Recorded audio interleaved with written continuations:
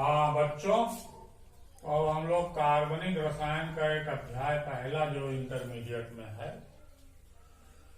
Halo alkane. क्या है? Halo alkane तथा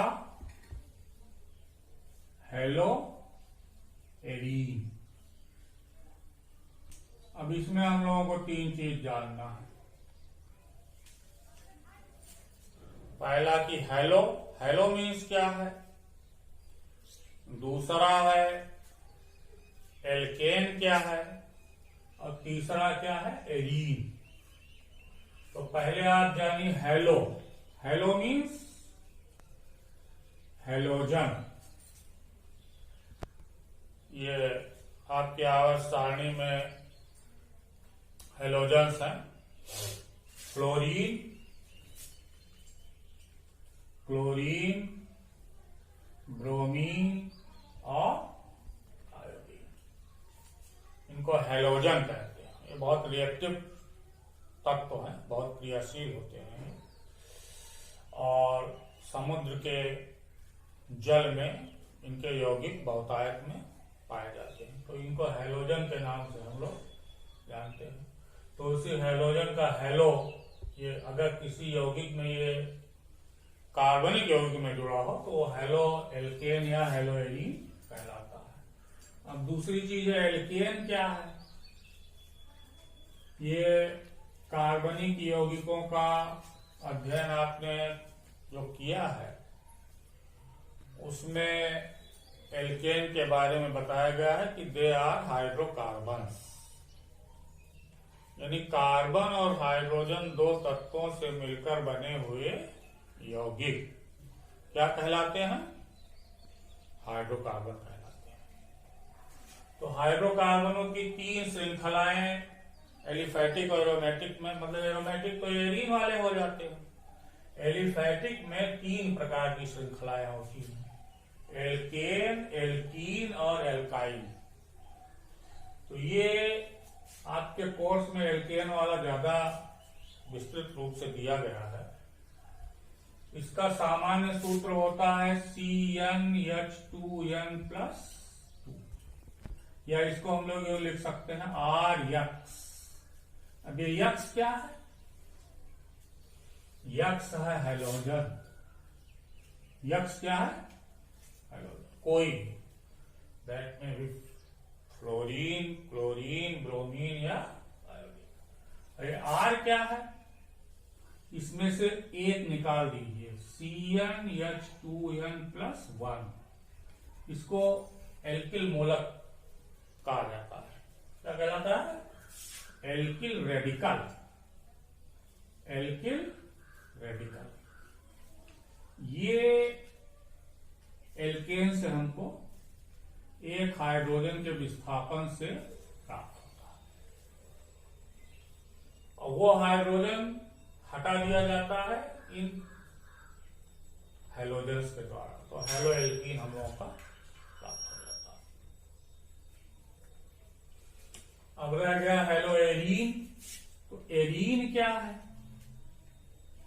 ये बेंजीन रिंग जो होता है C6H5, इसमें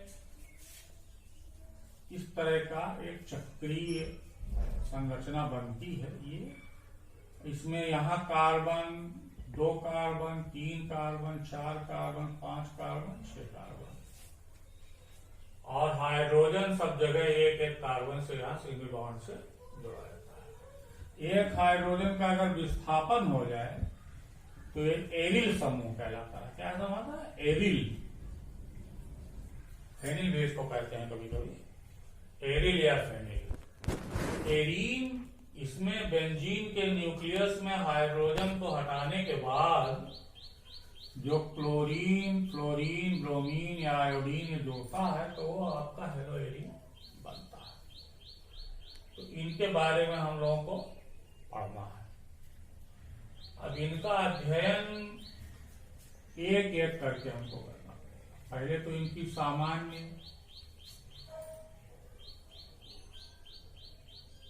बनाने की विधियां, इनके गुण क्या हैं और उपयोग भी देखना पड़ेगा। तो पहले आप देखिए इनका एग्जाम्पल, परिचय, उदाहरण देखिए। ठीक है, जैसे आपका एक सबसे सरल एल्केन है मेथेन, CH। अब इसका एक हाइड्रोजन आपने प्रतिस्थापित कर दिया इनमें से किसी के द्वारा, जैसे CH3Cl। ठीक, या ये ब्रोमीन द्वारा प्रतिस्थापित हुआ CH3Br, या आयोडीन द्वारा हुआ CH3I, या क्लोरीन द्वारा हुआ CH3F। अब ये हो गया, ये तो मेथेन था CH4, ये सिंपलेस्ट एल्केन है, एल्केन श्रेणी का पहला सदस्य है ये।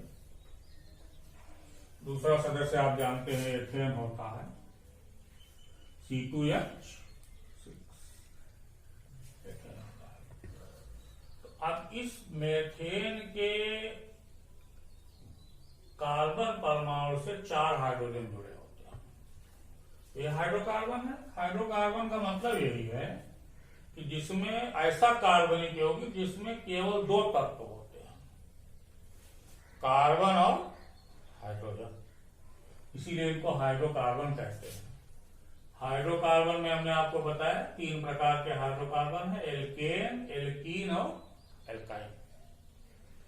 तो इसमें आपके मेथेन का एक हाइड्रोजन प्रतिस्थापित हो गया इनमें से किसी के द्वारा, क्लोरीन द्वारा या ब्रोमीन द्वारा या आयोडीन द्वारा या फ्लोरीन द्वारा। ये 4 प्रकार के यौगिक आपके बन गए। इसको कहते हैं क्लोरोमेथेन। क्या कहते हैं? क्लोरोमेथेन। क्या कहते हैं? क्लोरोमेथेन। इसको क्या कहते हैं? ब्रोमोमेथेन। इसको क्या कहते हैं? आयोडोमेथेन। इसको कहेंगे फ्लोरोमेथेन। ये इनके IUPAC नाम है। साधारण नाम methyl chloride, methyl bromide, methyl iodide, methyl fluoride. इस तरह इनके 2 प्रकार के नाम आप जानेंगे, एक साधारण नाम और दूसरा IUPAC नाम। अब तीसरी देखिए, एथेन में भी यही चीज हो सकती है, एक हाइड्रोजन हट जाए तो हो गया C2H5Cl, या Br से प्रतिस्थापित हो जाए तो C2H5Br हो जाएगा। अगर आयोडीन द्वारा प्रतिस्थापित हो जाए तो C2H5I हो जाएगा। अगर फ्लोरीन द्वारा प्रतिस्थापित हो जाए तो C2H5F हो जाएगा। तो इनका मतलब यह है कि एक या कभी कभी एक से अधिक हाइड्रोजन, ये भी उनको बताते हैं आपको, एक हाइड्रोजन के प्रतिस्थापन हैलोजन द्वारा होने पर इसका हैलोजन व्युत्पन्न आपको प्राप्त हो जाता है। अब इसको हम लोग क्या कहते हैं? Ethyl chloride. क्या? Ethyl chloride. अगर यहां Br जुड़ जाए तो एथिल ब्रोमाइड, अगर I जुड़ जाए तो एथिल आयोडाइड। ये तो साधारण नाम है। IUPAC नाम क्या होगा? Chloro ethane. क्लोरो, अगर Br जुड़ा है यहां तो ब्रोमो एथेन, अगर I जुड़ा है तो आयोडो एथेन, अगर F जुड़ा है तो फ्लोरो एथेन। मतलब इसी तरह से इनका नाम जो है 2 प्रकार से आपको दोनों जानना पड़ेगा, साधारण नाम भी जानना पड़ेगा और IUPAC नाम भी मालूम होना चाहिए आपको, क्योंकि आगे चलकर आईपीएससी नाम वाला ज्यादा काम में आएगा। यहाँ पर ये भी संभव है, जैसे हमने आपको एल्केन बना दिया, तो ये वास्तव में इसकी संरचना यूं होती है, C single bond H, single bond H, single bond H, single bond H. ये सब सिंगल बॉन्ड होने के कारण, खास करके कार्बन और कार्बन के बीच में अगर सिंगल बॉन्ड ही है तो दैट इज एल्केन।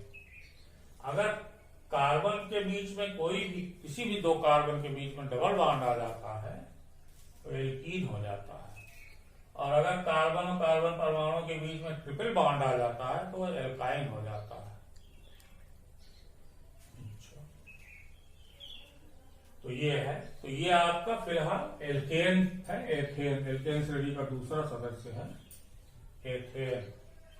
अब एथेन में आपने एक हाइड्रोजन को हटा दिया था, यहां इसकी जगह से Cl जोड़ दिया या Br जोड़ दिया या I जोड़ दिया, तो ये इस तरह से आपके हेलो एल्केन प्राप्त हो गए। जैसे मान लो यहां आपने Br जोड़ दिया, क्या जोड़ दिया? Br जोड़ दिया, तो ये हो गया एथिल ब्रोमाइड या ब्रोमो एथेन। ये भी संभव है कि यहाँ पर केवल एक हाइड्रोजन हटा है, हो सकता है एक हाइड्रोजन और हट जाए, मान लो यहाँ का हाइड्रोजन हट गया, तो ये क्या हो गया? Br हो गया। अब ये हो गया डाई ब्रोमोएथेन। क्या हो गया?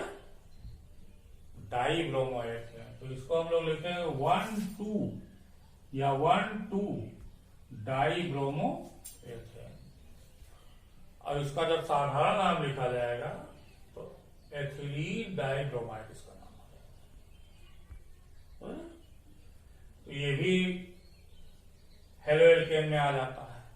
अब यहाँ Br की जगह आपको ये ध्यान रखना है कि फ्लोरीन, क्लोरीन या आयोडीन इनमें से कोई भी हो सकता है।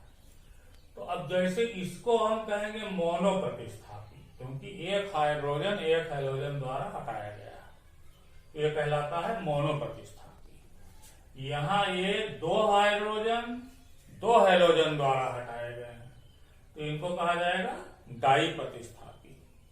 ऐसे अगर 3 हटाया जाए तो ट्राई, 4 हटाया जाए तो टेट्रा। इस तरह से आपका